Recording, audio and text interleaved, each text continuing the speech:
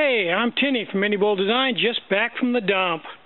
Whole bunch, I got like 5 new bicycles there. So let's go inside and look at this one. Okay, this one is a Diamondback, which is a pretty good brand name, except that this one is a Walmart Diamondback. So, well, just for beginners, anybody that knows anything about bikes, looks at those brakes. I don't think those are exactly high-tech cantilever or anything. They're kind of garbage. There's a lot of things about it. Doesn't even have a 3-piece crank. So I'm no expert. I don't know if the Diamondbacks usually have a 3-piece or not. Maybe not.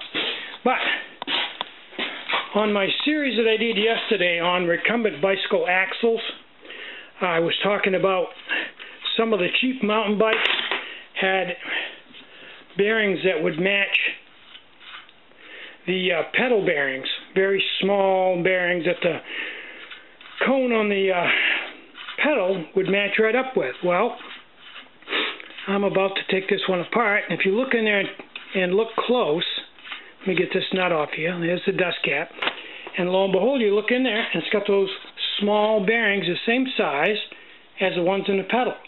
So let me take this apart, and then I'll take a pedal apart and show you what I'm talking about.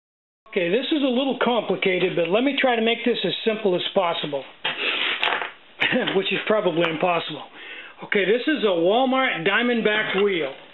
It came off of this bike from Walmart, which is a 20-inch Diamondback Viper.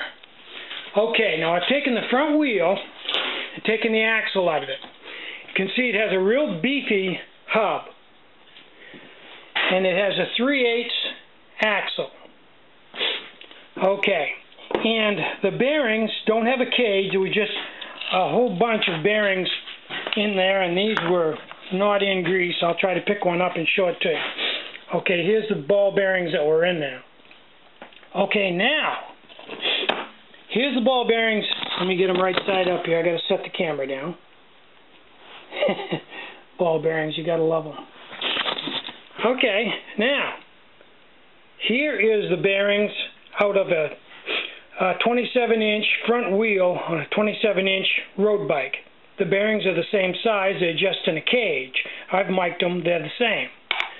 Okay, so if you take the bearings from the front wheel of a 27-inch road bike, which are a dime a dozen, the 27, 26s are all over the place. That bearing, and then you take, this is the axle out of a pedal. Now let me get one of these old pedals here if I can find it, and show you what kind of pedal I'm talking about. Okay, this is the type of pedal I'm using. You can see it's one of the old 1-speed bike pedals probably, and here's the axle that goes in it. Now I have no idea why the threads on these are so long, because they only use like this much thread out here, but you can use that to our advantage because that gives us a lot of adjustment for the bearings. Okay, so I've got this axle out of this pedal.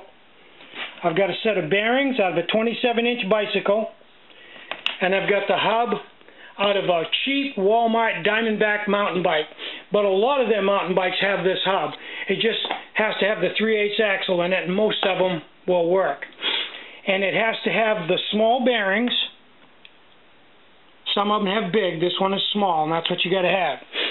Okay, let's put this in the vise, and I'll show you what I'm. Okay, I've got the pedal shaft in the vise, and I've sawed off the pedal arm. And the reason I've done that is in the Atomic Zombie plans, they call for a piece of 3/8 steel to weld to the bottom of your kingpin. You grind this off and weld it onto another heavy piece, the neck of another bicycle. You have to buy the plans to see what I'm talking about. Instead of buying a piece of 3/8 and drilling it and threading it and all that, I'm just using the arm off of the original 3-piece crank on the bike. This pedal came off of an old English bike 3-piece crank. Just sawed it off. Okay, now we take that, take our 27-inch English bike bearing and put that on there. Put our mountain bike hub and wheel on. Another 27-inch bearing. Make sure you get them on that right side too. I think I got that one on the right side too. I'm shooting my mouth off here, and I think I put it in backwards now that you mentioned. No, that's right side too. Okay. Then, the original nut that came off of the 27-inch bike that goes with these bearings screws right onto the pedal shaft. Who would have thunk it? Life is good. It's just a beautiful thing. Okay, we'll slide this down, screw this down, and put a little tension on these bearings.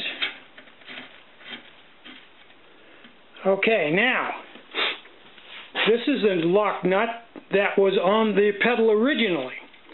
Now, I could have used the original pedal race, but it was kind of an odd configuration, so I decided to use the one out of the English bike that was originally matched to these bearings. Now, on the other end of this, as I'll show you here in just a second, first off, let me show you this. Okay. Now, those are in place. I haven't cleaned this up or anything. The bearings are dry. I've cleaned the cups out just with a screwdriver and a rag. But that's the front wheel of a recumbent bike. All you got to do is clean those up, grease them, put the dust caps back into place, which just drive right in right here. Probably cut the end of this axle off with a abrasive wheel. Lock this nut against that nut once you get the tension and get your bearings all greased up, and you've got the front wheel of a recumbent bike. 20-inch, life is good. Now what I plan on doing, and I may chicken out, I'm planning on taking this hub out of this wheel and re-spoking it in a 27-inch wheel I've got here on the back walls. That one right there. I think I can do that, and I'm going to go with 27-inch wheels, which may be a huge mistake, but I think that's what I'm going to do. But I got to tell you, I'm awful tempted to use this 20-inch wheel right here because that's sweet. And here's the heavy piece that you're going to use to weld onto your kingpin. If anybody's bought a set of Atomic Zombie plans, they know what I'm talking about. And there you go. Life is good. Now, no, this won't take disc brakes, but I only run one cantilever brake on the rear wheel anyway because I'm not racing or anything. I'm not going down huge hills.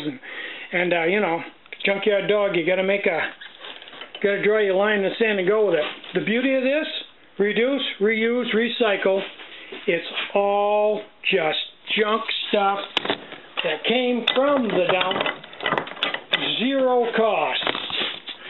If you're lucky, you'll get a bike that has this wheel and a set of the right pedals all at the same time.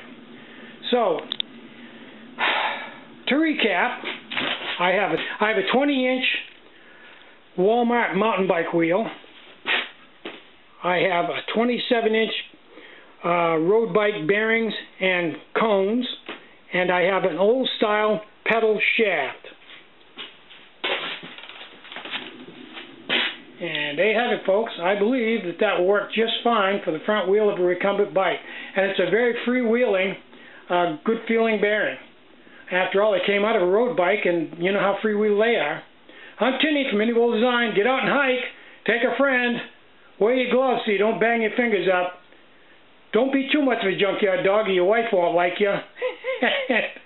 Have a great day. Bye-bye.